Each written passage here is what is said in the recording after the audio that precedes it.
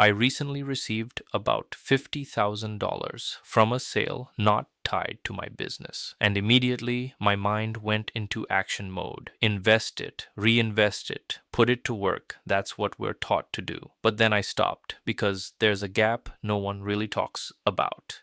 What do you do with money in the moment between receiving it and investing it? The space where you either allocate it or it's earning right now. Today, we are going to look at cash management tools that most people don't know.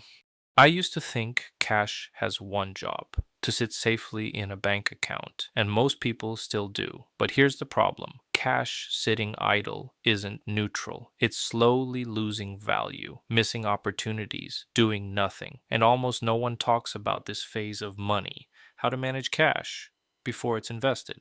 So I started digging, and what I found were a few simple tools, not complicated, not risky, just overlooked. These are cash management tools most people don't know.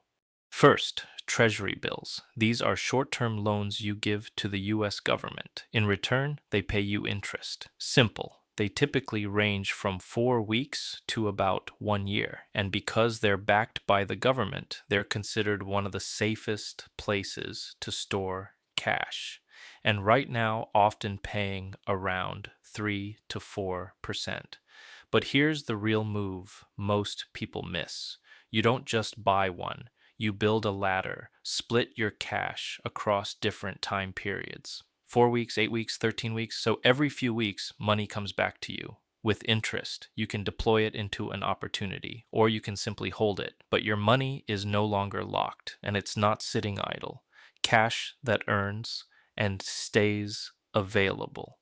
You're not just storing cash anymore, you're managing it. Second, money market funds. This is where most people miss an easy upgrade. Instead of leaving your cash in a bank earning almost nothing, you move it into a fund that holds short term, high quality assets, things like government securities and short term debt. The result? Your cash stays liquid, but now it earns. Many brokerages offer this by default through firms like Vanguard or Fidelity Investments. You'll often see something called a 7-day yield. That's your real time return. And just like that, your cash is no longer sitting. Third, cash sweep accounts. This one is hidden in plain sight. Most brokerage accounts have it, but most people don't even realize it's there. Here's what it does: any cash sitting in your account gets automatically moved into an interest bearing fund. No manual transfers, no extra steps. It just happens. So instead of your money sitting there doing nothing, it starts earning immediately. And the best part, it's still fully available. You can invest it at any time, withdraw it if needed. But while it's sitting, it's working. It's a small feature, but it changes everything. Fourth, buying direct. Most people go through a brokerage, but there's another option: buying straight from the source through Treasury Direct. This is where you can purchase Treasury bills, notes, and I-bonds directly from the US Treasury. No middleman, no added layer.